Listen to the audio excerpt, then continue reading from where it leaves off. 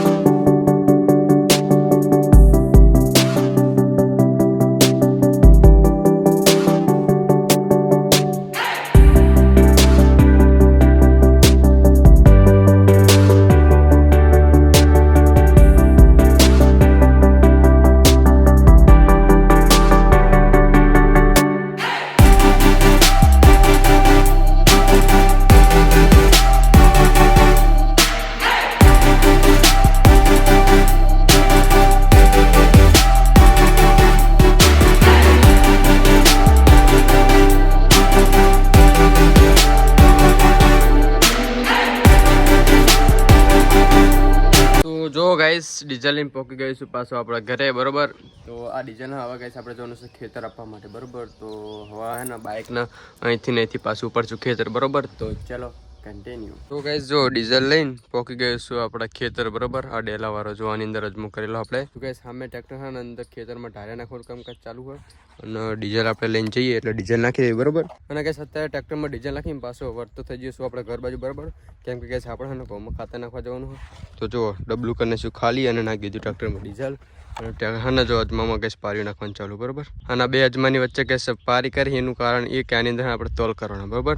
કેમ કે અજમામાં બહુ એટલું બધું ઠેકાણું નહીં ખાસ, અમુક જગ્યાએ નહીં એવું હોય એટલા માટે ગેસ ને વચ્ચે આપણે જો તોલ કરી નાખશું બરોબર. તો ચલો ફટાફટ હું નીકળું અહીંથી ઘર બાજુ અને હા ને ઘરે જઈને પછી આપણે ખાતર નાખવા જવાનું. તો ચલો કન્ટિન્યુ. હા સુપરસ્ટાર બંકો. તો ગાઈસ છે ને ખેતરથી પકી ગયું છું ઘરે અને સૌથી પહેલાં આપણે થોડુંક જમી લઈએ બરોબર. અને થોડુંક ગેસ પ્લાનમાં ચેન્જ છે એ તમને જણાવી દઉં કે છે ને આપણે ગઈ જવાનું ટ્રેક્ટર લઈને પહેલાં કાલ આપણે પાઇપને વારી મૂકી ખબર. એ બધા પાઇપ ગેસ આપણે ટ્રોલીમાં ભરી લાવશું. અને ટ્રેક્ટર આપણું નથી, બીજા વ્યક્તિનું, કેમ કે આપણું ટ્રેક્ટર બિયાર છે ને ટાયરનું નાખવામાં બીજી છે બરાબર. તો આપણે બીજાનું ટ્રેક્ટર લીધું હોય તો એની એ ટ્રેક્ટર પાસે આપણી ટ્રોલી જોડેલી હોય અને પાઇપને બધું ભરીને બધા ખેતરે ખાતર અને પાઇપને ઉતારી દઈએ જ્યાં આપણે પાણી પીવાનું ત્યાં બરાબર. તો બને રહેજો વ્લોગમાં બહુ જ મજા આવશે. તો સૌથી પહેલાં જમી લો અને પછી નીકળું ખેતર તરફ. ચલો કન્ટિન્યુ. તો જો ગાઈસ એના પાઇપ ને એ બધો ગાઈસ બધો સામાન પહેલાં ઘઉંવાળા ખેતરમાંથી ટ્રોલીમાં ભરી લઈને આવી ગયો છું આપણે ગાઈસ બીજા ઘઉંવાળા ખેતર બરાબર. તો અડધો સામાન ગાઈસ આપણે આ ખેતર ઉતારી દઈશું અને બીજો અડધો સામાન છે ને ગાઈસ આપણે ઘરે લઈને જઈશું. કેમ કે છે ને ઘરે હિમભાઈ ખાતરની ઠેલી અંદર નાખશું અને પછી બધો સામાન લઈને જઈશું અજમાવાળા ખેતર. તો સૌથી પહેલાં ગેસ છે ને અમે અડધો સામાન ઉતારીને ગેસ આ ખેતરમાં મૂકી દઉં બરાબર, અને પછી તમને મળું ત્યાંથી. તો ગેસ અડધો સામાન આપણે ઘઉંવાળા ખેતર ઉતારીને આવી ગયા છીએ, પછી આપણે અજમાવાળા ખેતર બરાબર. તો જો આ છે આપણું અજમાવાળું ખેતર. તો આ ખેતરમાં આવવાને ગઈશ આ જે સામાન પડે ને એ બધો પાવડા અને પાઇપ ને બધું ગઈશ આ ખેતરમાં ઉતારવાનું બરાબર.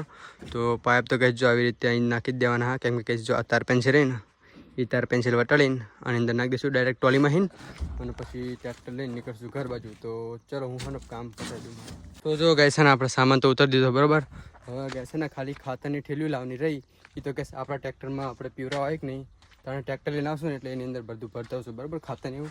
તો અત્યારે ગઈ છે ને આ ટ્રેક્ટર લઈને આપણે નીકળીએ ઘર બાજુ. તો જો ગઈ સ્ટેપવાળું ટ્રેક્ટર એટલે મજા આવે હું કામ કરવાની. સ્ટેપ પકડતું જવાનું અને ડ્રાઇવિંગ કરતું જવાનું એટલે જોર મજા આવે ખાઈ. ડ્રાઇવિંગ કરવાની ઓર મજા આવી જાય. તો ચલો ફટાફટ નીકળીએ હવે આપણે ટ્રેક્ટર લઈને ઘર બાજુ. તો ચલો કન્ટિન્યુ.